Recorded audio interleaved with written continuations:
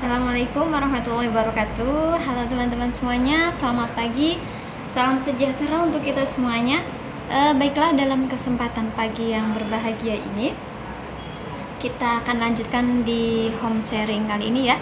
Pada perkuliahan hari ini teman-teman masih bisa berjumpa di ruang virtual. Seperti biasa, jangan lupa untuk like, share, and subscribe. Kali ini saya akan sampaikan terkait dengan suatu perubahan layanan bimbingan konseling di era transformasi digital. Ya, mungkin teman-teman yang sudah melihat banyak tayangan ya, ataupun bahkan sudah membaca beberapa literatur, baik dari buku primer maupun buku sekunder maupun dari e-book dan jurnal lainnya. Banyak sekali pembahasan terkait dengan fenomena perubahan layanan bimbingan konseling di era 5.0. Apa sih sebenarnya yang menjadikan sebuah perubahan yang harus dilakukan oleh guru BK kepada siswanya di sekolah?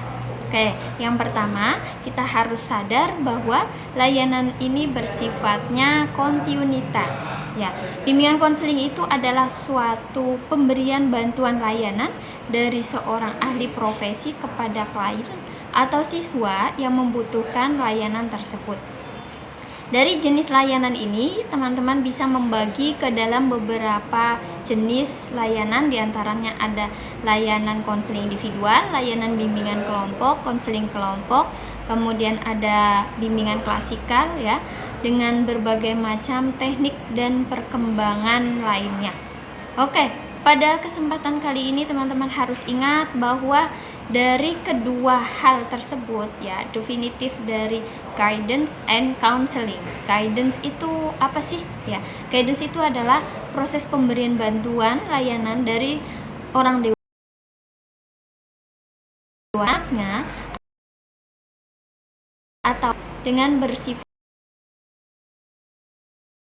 kesinambungan itu terus-menerus. Ya, berarti dalam konteks bimbingan ini tidak harus seorang ahli profesi atau konselor, karena siapapun boleh memberikan layanan bimbingan. Tetapi pada konteks layanan konseling, ini yang berhak memberikan layanan itu adalah ahli profesi dalam bidang konseling. Di sini ada konselor, guru BK, psikiater, psikolog ya, dan ahli terapi lainnya. Nah, apakah yang membedakan keduanya ini tidak bisa dijadikan satu ya? Dua hal yang berbeda menjadi satu kesatuan yang utuh yang disebut sebagai bimbingan dan konseling. Jadi nanti teman-teman harus bisa memaknai perbedaannya. Dari jenis layanan ini akan berkembang berbagai macam pendekatan ya, baik pendekatan secara individu maupun pendekatan secara kelompok. Kemudian dengan adanya keterampilan, asas, kemudian adanya suatu hal yang harus diperhatikan yaitu soft skillnya, dan bahkan teknik penanganannya itu pun harus berbeda. Ya, teman-teman sejauh ini sudah banyak mendengar bahwa BK itu adalah sahabat siswa. BK itu adalah layanan yang dibutuhkan untuk siswa di sekolah, sehingga ada tagline-nya itu for all student ya. Semua siswa yang ada di sekolah itu membutuhkan layanan konseling tanpa kecuali. Sehingga di sini satu guru BK berbanding 150 sampai 200 siswa itu sebenarnya ideal. Tetapi faktanya masih 1:1000. Satu guru BK berbanding 1000 siswa. Sehingga layanan ini belum maksimal atau masih banyak hambatan. Tidak hanya berbicara tentang layanan konseling saja, baik yang bersifatnya responsif ya maupun layanan dasar, tetapi juga teman-teman akan membahas dan mempelajari bagaimana susunan administratif BK itu sendiri. Selain daripada administrasi yang harus dikuasai, teman-teman juga harus bisa memahami perbedaan dari instrumen yang bersifatnya tes dan non-tes. Nah, instrumen ini yang akan membantu kegiatan layanan konseling selama program kerja itu berlangsung di sekolah. Jadi kalau teman-teman itu di sekolah tidak punya program, tidak punya instrumen, maka tidak bisa bekerja. Ya, jadi kata kuncinya, selain kita paham secara teoritik, kita juga dituntut untuk bisa menyusun, mengembangkan, dan mengevaluasi kegiatan layanan konseling secara komprehensif. Ya, adapun bidang dari layanan itu kita masih menggunakan 4 bidang layanan dasar ya. Bidang yang sudah kita pelajari, yang pertama ada bidang domain akademik, domain sosial, kemudian ada domain pribadi dan domain karir. Ya, PSBK yang biasa kita ingat ya.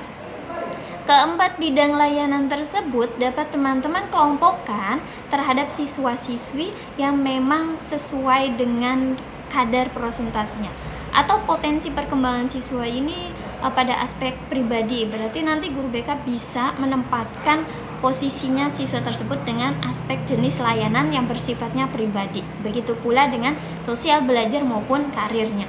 Ya, oke, itu adalah gambaran secara dasarnya. Kemudian yang harus diperhatikan, kita mulai bergeser pembahasannya ke bagian teknik konseling ya. Konseling ini salah satu kunci ketika teman-teman ada di lingkungan sekolah yang menjadi sorotan semua guru. Jika layanan konseling itu berhasil, maka guru BK dinilai populer atau berhasil dalam pemberian layanan bantuan kepada siswa yang bermasalah maupun siswa yang tidak bermasalah. Tetapi tidak semudah itu yang harus kita cerna ya, karena konseling ini penuh dengan tahapan ya, baik dari tahap awal, tahap pertengahan, bahkan sampai hingga nanti ada bagian evaluasinya. Jadi teman-teman, jenis layanan konseling ya, kita fokus ke layanan konseling individu dulu dengan berbagai macam pendekatan, tekniknya, keterampilan. Apa saja teknik dalam pendekatan konseling itu? Kalau kita berbicara teknik, pendekatannya itu cukup banyak sekali ya. Salah satunya kita kenal dengan mazhab psikologi barat.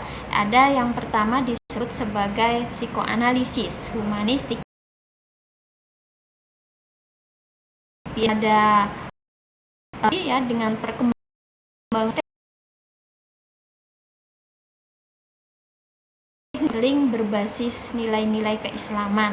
Nah, di sini teman-teman harus baca lagi supaya nanti kita bisa ada diskusi di classroomnya ya. Oke, kemudian untuk skillnya ya, dalam layanan konseling ini yang dibutuhkan adalah bagaimana peran profesionalisme seorang konselor. Ya, konselor itu dituntut untuk profesional dalam pemberian layanan konseling. Karena jika konselornya tidak profesional, maka layanan konselingnya tidak maksimal. Nah, di sini teman-teman juga harus bisa memberikan perubahan ya, perubahan bahwa sebelum konseling dan sesudah konseling itu apa capaiannya. Apakah sudah menurun angka permasalahannya ataupun skala prioritas masalahnya itu sama dengan masih saja seperti sebelum konseling atau bahkan meningkat. Nah, ini nanti bisa diukur dengan yang namanya scale, rating scale atau skala prioritas masalah. Tahapannya, yang pertama teman-teman harus bisa mengidentifikasi masalahnya klien. Sebelum kita konseling, kita harus tahu dulu siapa kliennya. Kemudian yang kedua, kita tahu latar belakang kliennya dari mana. Maka 5-10 menit konselor itu mempelajari, guru BK itu membaca profilnya si klien itu, masalahnya apa, latar belakang seperti apa, dari kelas mana, dan apa yang membuat dia harus ke ruang BK.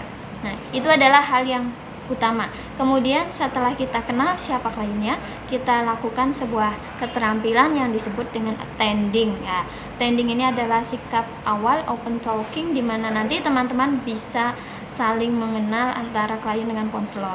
Ya, dari attending kemudian berkembang, teman-teman dituntut untuk bisa listening skill, konfrontasi, keterampilan menyampaikan informasi, keterampilan interpretationnya juga, selain keterampilan mendengarkan, kemudian ada keterampilan yang harus diperhatikan adalah konfrontasi antara pertentangan klien dengan konselor. Beberapa hal yang harus kita jumpai juga nanti kita akan bahas di kelas offline maupun online. Oke, dari saya cukupkan. Terima kasih, semoga bermanfaat. See you next time. Ya. Oke, nanti kita diskusikan hasil dari pembahasan ini. Silakan dianalisis ya.